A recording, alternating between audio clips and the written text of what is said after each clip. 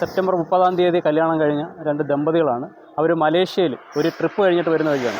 ഈ ആക്സിഡൻറ്റ് നടന്നത് ഏകദേശം ഒരു 3:30-4 മണി സമയത്തിനോട് അനുബന്ധിച്ചാണ്. അപ്പോൾ തിരുവനന്തപുരത്ത് നിന്ന് സ്വാഭാവികമായിട്ട് ഒരു 3 മണിക്കൂർ മുമ്പ് യാത്ര ചെയ്തിട്ടുണ്ടാവാം. അങ്ങനെയാണ് ഒരു 1 മണി 12 മണി ആ സമയത്തായിരിക്കും യാത്ര സ്റ്റാർട്ട് ചെയ്തിരിക്കുന്നത്. അപ്പോൾ സ്വാഭാവികമായിട്ട് നമ്മൾ ഉറക്കത്തിലേക്ക് പോകുന്ന ഒരു സമയമാണ് രാത്രി 12 മുതൽ 4 മണി 5 മണി. അതിൽ ഈ 3 മണി ടു 4 മണി എന്ന് പറയുന്ന ഒരു പീക്ക് ടൈം എത്രയൊക്കെ നമ്മൾ ഉറങ്ങാതിരുന്നാലും ഓട്ടോമാറ്റിക് ഉറക്കത്തിലേക്ക് പോകുന്ന ഒരു സമയമാണ്. അപ്പം നമ്മൾ ഈ സംഭവത്തിനെപ്പറ്റി വിശകലനം ചെയ്തപ്പോൾ മനസ്സിലാക്കിയത്, ഈ വാഹനം ലെഫ്റ്റ് സൈഡിൽ കൂടി വന്ന വാഹനം വലത് സൈഡിൽ കൂടി വന്ന അയ്യപ്പന്മാരുടെ ആ മിനി ബസ്സിൽ വന്ന് ഇടിക്കുകയാണ്. അതിൽ നിന്ന് തന്നെ നമുക്ക് മനസ്സിലാവുന്നത് ലെഫ്റ്റ് ട്രാക്കിൽ നിന്നും ഈ വാഹനം വലതുവശത്തേക്ക് ഡീവിയേറ്റ് ചെയ്ത് ചെന്നിടിച്ചാണ്. അപ്പം ഈ ഡ്രൈവർ ഉറങ്ങിപ്പോയിട്ടുണ്ടാകും. മാത്രമല്ല അവിടെ ഒരു ഇറക്കവും കൂടാണ്. ആ ഇറക്കവും കൂടെ വന്നപ്പോഴത്തേക്ക് ആക്സിലേറ്ററിലേക്ക് കാല് കൂടുതലായിട്ട് അമർന്ന് ഒരു ഹെവി സ്പീഡിൽ, ഒരു ട്രമൻഡസ് സ്പീഡിൽ വാഹനം മുന്നോട്ട് കുതിച്ച് ചെന്ന് ഇടിച്ചതാണ്. ആ വാഹനത്തിൻ്റെ ഫ്രണ്ട് വശം നോക്കിയാൽ അറിയാം, ആ ക്രംബ്ലിംഗ് സോണൊക്കെ കംപ്ലീറ്റ് അമർന്നിട്ടുണ്ട്.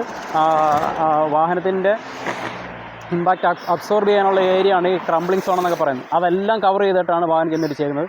ഫ്രണ്ടിലുണ്ടായിരുന്ന 2 പാസഞ്ചേഴ്സും, ഡ്രൈവറും കോ ഡ്രൈവറും സീറ്റ് ബെൽറ്റ് ഇട്ടിട്ടുണ്ടായിരുന്നു. കുറേ ഇരുന്ന ആളുകൾ സീറ്റ് ബെൽറ്റ് ഇട്ടിട്ടില്ലായിരുന്നു. അപ്പോൾ ഇത്തരത്തിലുള്ള അപകടത്തിൻ്റെ ആഘാതം കുറയ്ക്കാൻ വേണ്ടിയിട്ട് ഡ്രൈവറും കോ ഡ്രൈവറും മാത്രമല്ല എല്ലാ പാസഞ്ചേഴ്സും ഈ ഇത്തരത്തിൽ സീറ്റ് ബെൽറ്റ് യൂസ് ചെയ്യുന്നത് ഏറ്റവും നല്ലതാണ്. അപ്പോൾ അത്തരത്തിൽ പാസഞ്ചേഴ്സ് ബാക്കിലുള്ളവർ സീറ്റ് ബെൽറ്റ് യൂസ് ചെയ്തിരുന്നെങ്കിൽ ഒരു പക്ഷേ അവർക്ക് അപകടമരണം സംഭവിക്കാൻ സാധ്യതയില്ലായിരുന്നു. ഏതെങ്കിലും തരത്തിലുള്ള പരിക്കുകൾ മാത്രമേ സംഭവിക്കത്തുള്ളായിരുന്നു. മുന്നിലിരുന്നവർക്കാണ് ഗുരുതരമായ പരിക്ക്. ബോഡി പരിശോധിച്ച പോലീസുകാർ പറഞ്ഞാൽ ബോഡിയൊക്കെ അമുങ്ങിപ്പോകുന്നുണ്ടായിരുന്നു. ആ രീതിയിൽ ഈ വണ്ടിക്കുള്ളിൽ തന്നെ ബോഡി 2-3 പ്രാവശ്യം ഇടിച്ചിട്ടുണ്ടാവണം. അതായിരിക്കണം ഇത്രയും മറ്റ് എക്സ്റ്റേണൽ വലിയ പരിക്കുകളൊന്നുമില്ല. പക്ഷേ അപകട സ്ഥലത്ത് എത്തിയ ആൾക്കാരും പറഞ്ഞത് 3 പേര് ഓൾമോസ്റ്റ് മരിച്ച അവസ്ഥയിലായിരുന്നു. അവർ ഡോക്ടേഴ്സ് ഒന്നുമില്ല, എങ്കിൽ പോലും അവരുടെ ഒരു എക്സ്പീരിയൻസ് കൊണ്ട് മരിച്ച നിലയിലാണ് അവർ കാണപ്പെട്ടതെന്നാണ് പറഞ്ഞത്. അടുത്ത ഒരാൾക്ക് ചെറിയൊരു ജീവനുണ്ടായിരുന്നു, പക്ഷേ അതിന് ഹോസ്പിറ്റലിൽ എത്തിക്കപ്പെടുന്നത് മരിച്ചു. അപ്പോൾ നമുക്ക് ഇതുമായിട്ട് അനുബന്ധിച്ച് പറയാനുള്ള കാര്യം എന്ന് പറഞ്ഞത്, വാഹനം ഓടിക്കുമ്പോൾ ശ്രദ്ധിച്ച് വാഹനം ഓടിക്കുക. നല്ല റോഡാണ്. ഈ റോഡിൽ നമുക്ക് ഒരു കച്ചട റോഡിൽ നിന്ന് വന്നു കഴിഞ്ഞാൽ ഒരു ആക്സിലേറ്റർ ചവിട്ടുമ്പം കൊടുത്തേക്കുന്ന അളവിൻ്റെ 10-1 അളവ് ആക്സിലേറ്റർ കൊടുത്താൽ മതിയാവും ഒരു നല്ല റോഡിലേക്ക് വരുമ്പോൾ. അപ്പോൾ അവിടെ മനസ്സിലാക്കേണ്ടത്, നമ്മൾ അത്തരത്തിൽ നിയന്ത്രിച്ച് ആക്സിലേറ്റർ കൊടുക്കുമ്പോൾ വാഹനത്തിൻ്റെ ഇന്ധനക്ഷമത കൂടുകയാണ്. അപ്പോൾ കൂടുതലായിട്ട് ആക്സിലേറ്റർ അമർത്തും, വീണ്ടും വാഹനത്തിൻ്റെ വേഗത കൂടുന്നു, ഇന്ധനക്ഷമത നഷ്ടപ്പെടുന്നു, വാഹനത്തിൻ്റെ മെയിൻ്റനൻസ് കൂടുന്നു. അപ്പം നല്ല റോഡിൽ വളരെ സാവധാനം ശ്രദ്ധിച്ച് വാഹനം ഓടിക്കുക. പിന്നെ രാത്രി കാലങ്ങളിൽ ഇത്തരത്തിൽ യാത്ര ചെയ്യേണ്ട അവസരം ഉണ്ടാകുമ്പോൾ നമ്മൾ ചെയ്യേണ്ട ഒരു പ്രധാനപ്പെട്ട കാര്യമെന്ന് പറയുന്നത്, ട്രെയിൻഡ് ഡ്രൈവേഴ്സ്, അതായത് മോട്ടോർ ക്യാബൊക്കെ ഉപയോഗിക്കുന്ന സ്ഥിരം ഡ്രൈവർമാരുണ്ടല്ലോ, അത്തരം അവരുടെ വാഹനങ്ങൾ ഉപയോഗിക്കുക. ഇനി അങ്ങനെ വാഹനം ഉപയോഗിക്കാൻ പറ്റുന്നില്ല, നമ്മുടെ വാഹനത്തിലാണ് പോകുന്നതെന്നുണ്ടെങ്കിൽ അത്തരത്തിലുള്ള ട്രെയിൻഡ് ഡ്രൈവേഴ്സിനെ നമ്മൾ യൂസ് ചെയ്ത് വാഹനം ഓടിക്കാൻ വേണ്ടി ശ്രമിക്കുക.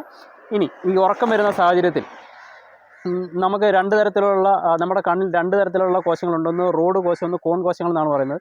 ഈ റോഡ് കോശങ്ങളുടെ പ്രത്യേകത എന്ന് പറയുന്നത്, മങ്ങി വെളിച്ചാൽ ഇരുട്ടുള്ള സമയത്തിൽ ഓപ്പറേറ്റ് ചെയ്തിട്ട് നല്ല കാഴ്ച കൊടുക്കുന്നതിന് വേണ്ടിയിട്ടാണ് റോഡ് കോശങ്ങൾ. ഈ കോൺ കോശങ്ങൾ എന്ന് പറയുന്നത് നല്ല വെട്ടമുള്ള സമയത്ത് കളർഫുള്ളായിട്ട് കാഴ്ച കാണുന്നതിന് വേണ്ടി. ഇപ്പോൾ നമ്മൾ രാത്രിയിലൊക്കെ യാത്ര ചെയ്യുമ്പോൾ ഇൻ്റർമീഡിയൻ്റായിട്ട് കുറച്ച് വെട്ടവും പിന്നെ ഇരുട്ടും അങ്ങനെ വരുമ്പോഴത്തേക്ക് നമ്മുടെ തലച്ചോറ് കണ്ണിലേക്ക് ഒരു മെസ്സേജ് കൊടുക്കും, ഇനി അധികം പണി ചെയ്യേണ്ട എന്നുള്ള രീതിയിൽ. അപ്പോൾ അത് എന്താണെന്ന് വെച്ച് കഴിഞ്ഞാൽ ഒരു ഉറങ്ങാനുള്ള സിഗ്നലായിരിക്കും. അങ്ങനെയാണ് നമുക്ക് പലപ്പോഴും ഉറക്കം ഫീൽ ചെയ്യുന്നത് ഡ്രൈവിങ്ങിനിടയിൽ. അല്ലാതെ ഉറക്കം വരാം. അങ്ങനത്തെ സിറ്റുവേഷൻസ് ഒക്കെ ഉണ്ടാകുന്ന അവസരത്തിൽ എന്ത് ചെയ്യുകയെന്ന് വെച്ചാൽ, വാഹനം ഒരു സൈഡിൽ പാർക്ക് ചെയ്യുക. നിങ്ങൾ AC ഇട്ടാണ് വാഹനം പാർക്ക് ചെയ്യുന്നതിൽ അപ്പോഴും ശ്രദ്ധിക്കേണ്ടതുണ്ട്, ഇൻ കേസ് ഇതിൻ്റെ ബാക്കിൽ ഒരു ലൂവേഴ്സ് ഉണ്ട്, ഇതിനെന്തെങ്കിലും ഒരു കംപ്ലയിൻറ്റ് ഉണ്ടായാൽ അതിലേക്ക് കാർബൺ മോണോക്സൈഡ് പ്രവേശിച്ചിട്ട് നമ്മൾ പോലും അറിയാതെ ഡെത്ത് സംഭവിക്കാൻ സാധ്യതയുണ്ട്. അത് ഒഴിവാക്കാൻ വേണ്ടി നമ്മുടെ ഗ്ലാസ് ഒരല്പം ഇന്ധനം നഷ്ടപ്പെട്ടാലും ശരി, നമ്മുടെ ഗ്ലാസ് ഒരല്പം താഴ്ത്തി ആ വണ്ടിയിൽ കിടന്ന് ഉറങ്ങി ഒരു 15-20 മിനിറ്റെങ്കിലും ഉറങ്ങി നമ്മുടെ ക്ഷീണം മാറിയതിന് ശേഷം. ഇപ്പോൾ ഞങ്ങളിവിടെ ചെക്കിങ്ങിന് വന്നപ്പോൾ ഞങ്ങൾ ഇന്ന് കണ്ട ഒരു കാഴ്ച, കല്യാണത്തിന് പോയിട്ട് വന്ന ഒരു ദമ്പതികൾ ഇവിടെ കിടന്ന് ഉറങ്ങുകയാണ്. അപ്പോൾ ഞാൻ ചോദിച്ചു, എന്താണ് ഇവിടെ കിടന്ന് ഉറങ്ങുന്നതെന്ന് ചോദിച്ചു. അപ്പോൾ പറഞ്ഞത്, സാറേ ഞങ്ങളൊരു കല്യാണത്തിന് പോയതാണ്, ഫുഡ് കഴിച്ചു, ഉറക്കം വന്നു, ഞങ്ങൾ മാറ്റിയിട്ട്. ഇതാണ് ഏറ്റവും നല്ല പ്രാക്ടീസ്. ഉച്ച സമയമാണ് അല്ലേ, വീട്ടിൽ പോകും. പിന്നെ അതുപോലെ തന്നെ ആക്സിഡൻറ്റ്, ഇത്തരത്തിൽ ഉറക്കം വരുമ്പോൾ ഒരു ആക്സിഡൻറ്റ് സംഭവിക്കുന്നതിന് ഒരു പ്രധാനപ്പെട്ട കാരണം എന്ന് പറയുന്നത്, നമ്മൾ വാഹനം ഓടി വരുമ്പോൾ ഉറക്കം വരുന്നു, അതിനെ അവഗണിക്കുന്നു.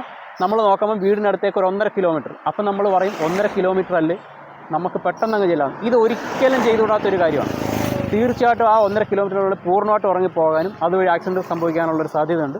ഞാൻ ഈ അടുത്ത സമയത്ത് കോട്ടയത്താണ് വർക്ക് ചെയ്തുകൊണ്ടിരുന്നത്. അവിടെയുള്ള ഒരു ഡ്രൈവർക്ക്, ഒരു ഡ്രൈവിംഗ് സ്കൂളിൻ്റെ ഡ്രൈവർ എന്നെ കഴിഞ്ഞ ദിവസം വിളിച്ചിട്ട് പറഞ്ഞു, സാറ് ക്ലാസ് എടുത്തപ്പോൾ ഈ കാര്യങ്ങളൊക്കെ പറഞ്ഞിരുന്നു, ഇതെൻ്റെ മനസ്സിലുണ്ടായിരുന്നു, എങ്കിൽ പോലും ഇനി ഒരു 1.5 കിലോമീറ്റർ അല്ലേ എന്ന് കരുതി ഞാൻ ഉറങ്ങാതെ വീണ്ടും വണ്ടി ഓടിച്ചാണ്. എൻ്റെ വണ്ടി പോയി ഒരു മരത്തിലിടിച്ച് 30,000 രൂപയുടെ ചിലവ് ആ വാഹനത്തിനുണ്ടായെന്ന് പറയുന്നത്. അപ്പോൾ ഈ ഉറക്കത്തിനെ സംബന്ധിച്ച് പറയുകയാണെങ്കിൽ ഒറ്റ കാര്യമുള്ളൂ, നന്നായിട്ട് ഉറങ്ങുക, ഉറങ്ങി തീർത്തതിന് ശേഷം മാത്രം വാഹനം ഓടിക്കുക. ഇവിടെയും ഈ അപകടം നടന്നിടത്തും ആ മിനി ബസ് അവരുടെ ട്രാക്ക് കീപ്പ് ചെയ്താണ്, ഇടതുവശത്തൂടെ തന്നെയാണ് വന്നത്, മാക്സിമം വെട്ടി മാറ്റിയിട്ടുണ്ട്, അത് ബ്രേക്ക് ചെയ്തിട്ടുണ്ട്. പക്ഷേ എഗൻസ്റ്റ് വന്ന നമ്മുടെ ഈ കാറ് ബ്രേക്ക് ചെയ്തതിൻ്റെ യാതൊരു സിംറ്റം അവിടെ കാണാനില്ല. അതിനർത്ഥം ഉറങ്ങിപ്പോയി നന്നായിട്ട് കയറി ഇടിച്ച് ആക്സിഡൻറ്റ് ഉണ്ടായതെന്നുള്ളതാണ്. 2013 മോഡലാണ്.